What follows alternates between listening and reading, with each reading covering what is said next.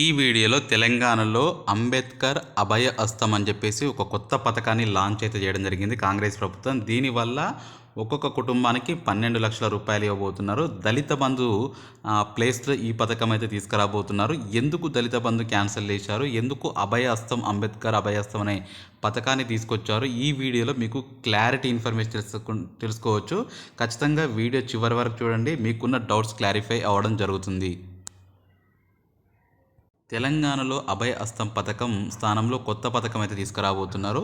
గతంలో ఏదైతే టీఆర్ఎస్ ప్రభుత్వం దళిత బంధు అవకతవకలు జరిగాయి, ఇచ్చిన 10 లక్షల సగం శాతం మళ్ళీ ఎమ్మెల్యేలు తీసుకున్నారన్న ఆరోపణలు కూడా రావడం జరిగింది. కానీ ఈ పథకం ఇప్పుడు పారదర్శకంగా తీసుకురావడానికి రూపకల్పన చేస్తుంది. దీనికి కూడా పేరు మార్చడం జరిగింది. ఈ పథకం పేరే అంబేద్కర్ అభయ హస్తం.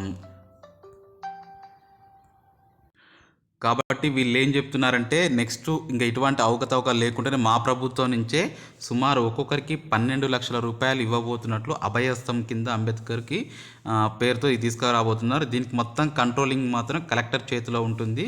సో కలెక్టర్ చేతిలో ఉంటూ ప్లస్ లబ్ధిదారులని ఎలా పరిగణలోకి తీసుకుంటారు అంటే, వారి యొక్క వయసు, ఆస్తి, ఇక్కడ చూసుకున్నట్లయితే ఆదాయం, వయసు, ఆస్తి, ఈ మూడు, వాళ్ళ ఎంత ఆదాయం ఉంది, వాళ్ళ ఆస్తి ఎంత ఉంది గతంలో, వారి వయసు ఎంత, ఇవన్నీ మూడు పరిగణలు తీసుకొని ఎస్సీ ఎస్టీలకు మాత్రమే ఈ పథకాన్ని దళిత బంధు కింద అమలు చేయబోతున్నాం. ఒక్కొక్క కుటుంబానికి 12 లక్షల రూపాయలు ఇవ్వబోతున్నట్లయితే చెప్పడం జరిగింది.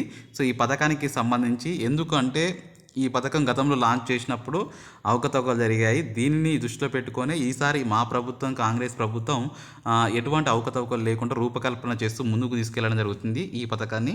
దానిలో భాగంగానే ప్రతి ఒక్కరికి 12 లక్షల రూపాయలు ఇస్తూ ఈ పథకం పూర్తిగా కంట్రోలింగ్ అనేది కలెక్టర్ మరియు ఊళ్ళో ఉన్న అటువంటి ఏదైతే ఆ పర్సన్స్కి సంబంధించిన డేటాని సేకరించి ఈ యొక్క పథకాన్ని ముందుకైతే తీసుకోబోతున్నారు. మొత్తానికైతే న్యూస్ అయితే ఇది. నచ్చితే లైక్ చేయండి, షేర్ చేయండి. Thank you for watching. Have a nice day.